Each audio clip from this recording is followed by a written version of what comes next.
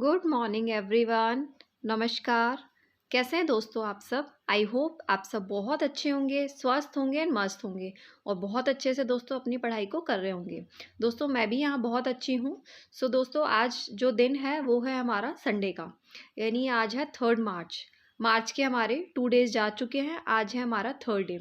सो दोस्तों हमें पता भी नहीं चल रहा, टाइम इतना जल्दी जल्दी निकलता जा रहा है। तो इसीलिए दोस्तों ये जो साल है, ये जो ईयर है हमारा 2024, इसे हमें बहुत ही ज़्यादा स्पेशल बनाना है। इसमें हमें कुछ अच्छा करके दिखाना है। तो इस वर्ष के जो भी आपके मंथ्स के जो भी डेज़ निकल रहे हैं, आप उनको एक एक डे को इतना ज़्यादा यूटिलाइज़ कीजिए, इतना ज़्यादा प्रोडक्टिव बनाइए कि आगे आने वाले जितने भी ईयर्स हैं आपको हमेशा याद रहें और आप हमेशा उनमें अच्छे तरीके से अपनी लाइफ को स्पेंड करें।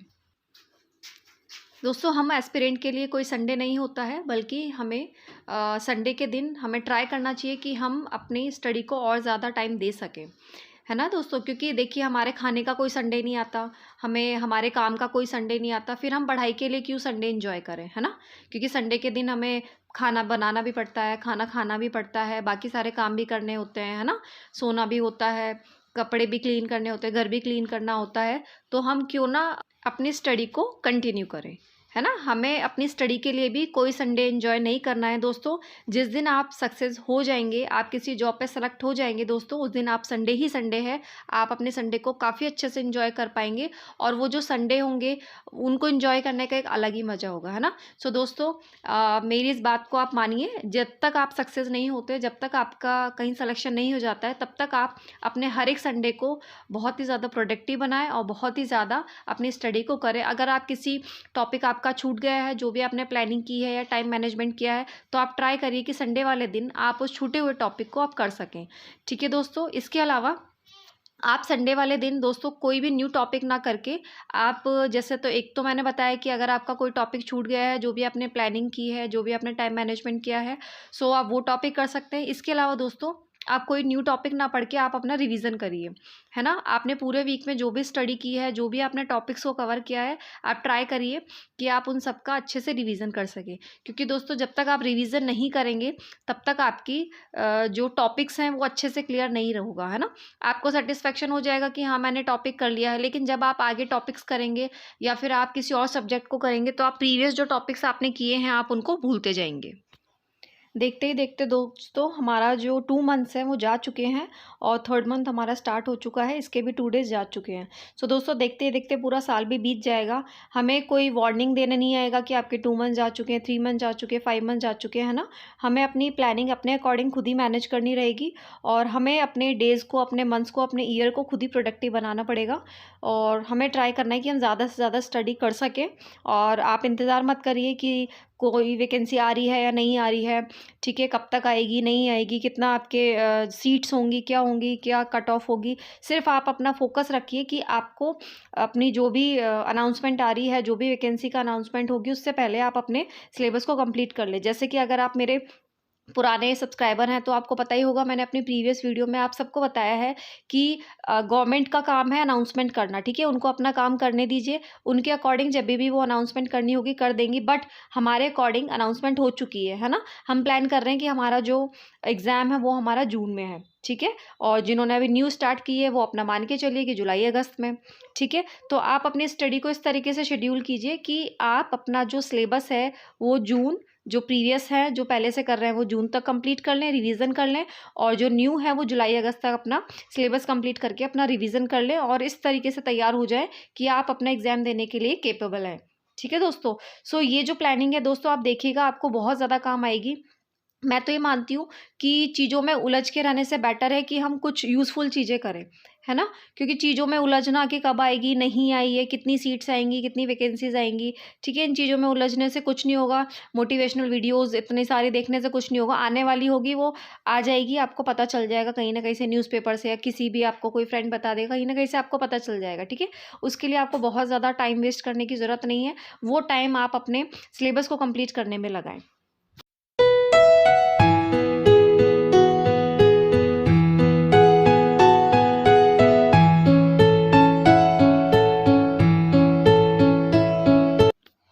मेरे काफ़ी काफ़ी सारे फ्रेंड्स पूछ रहे थे कि आप कॉमर्स कहाँ से करें दोस्तों। मैंने आपको बता रखा है कि मेरे पास प्रीवियस ईयर की मतलब पुरानी जो मेरे पास है मुकेश पांचोली जी सर की है। सो मैं अभी अपना जो सिलेबस है वहीं से कर रही हूँ, बिकॉज़ अभी न्यू जो एडिशन है भवानी राजपुरोहित जी सर का, वो अभी मार्केट में अवेलेबल नहीं है। दैट्स वाई मुझे लगता है कि बैठने से बेटर है कि मैं अपना जो सिलेबस है जितना मेरे पास है मैं वहीं से अपना कंप्लीट करूँ। आफ्टर दैट अगर बुक्स आ जाती है मार्केट में तो मैं उसके बाद में वहाँ से उनका रिवीजन कर लूँगी, क्योंकि दोस्तों बुक का वेट करना टाइम वेस्ट करने से बेटर है ना कि मेरे पास जो मटेरियल है अवेलेबल है मैं उसी से अपना सिलेबस कर लूँ। ठीक है दोस्तों, इसके अलावा एक और चीज़ मैं बोलना चाहूँगी, अगर आप कॉमर्स के स्टूडेंट हैं तो फर्स्ट दोस्तों आप अपना जो बेसिक्स है वो अपनी 11th-12th की बुक से करिएगा। इसके लिए दोस्तों एक बहुत ही अच्छा ऑप्शन मैं आपको बताती हूँ, अगर आपके आसपास कोई 11th-12th में है तो आप वहाँ से अपनी बुक्स से उनसे बुक लेके आप कर सकते हैं।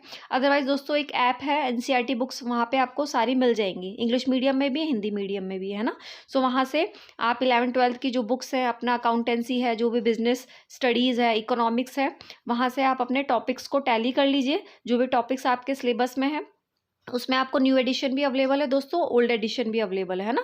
सो वहाँ से आप अपना टिक मार्क कर लीजिए और वहाँ से आप अपना सबसे पहले आप अपना बेसिक करिए, उसके बाद आप अपना जो भी गाइड है वहाँ से करिए, है ना। क्योंकि गाइड में टॉपिक्स तो गिवन है बहुत, बट बहुत ज़्यादा डीपली गिवन नहीं है, बहुत ज़्यादा बेसिक से नहीं बताया गया है। तो अगर आप पहले 11th-12th की बुक से बेसिक करेंगे, उसके बाद अगर आप गाइड से करेंगे तो आपको चीज़ें ज़्यादा अच्छे से क्लियर होंगी, आपको ज़्यादा अच्छे से समझ आएगा।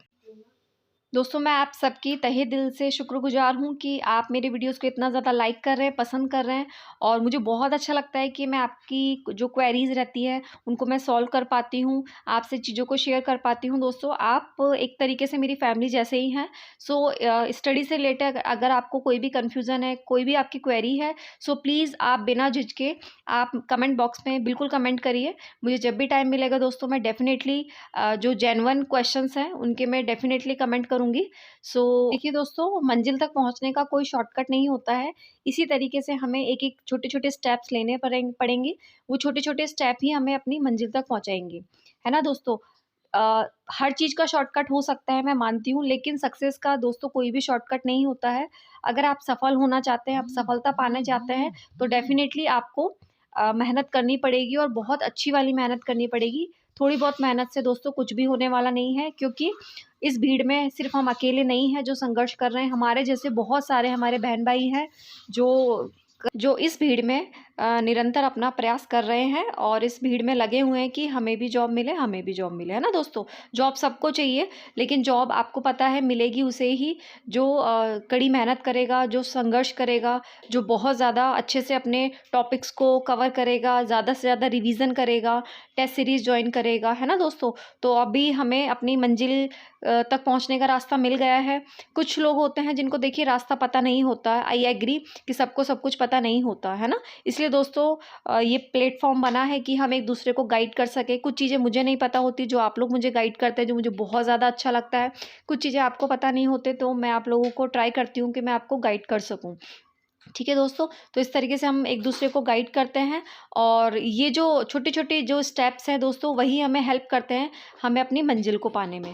सो दोस्तों हमें कभी भी किसी चीज़ से नहीं घबराना है, ना अपनी कोशिश को छोड़ना है, चाहे कितनी भी कठिनाइयाँ आएँ आपके मार्ग में डेफ़िनेटली आएँगी दोस्तों, इतना ईज़ी नहीं होता है।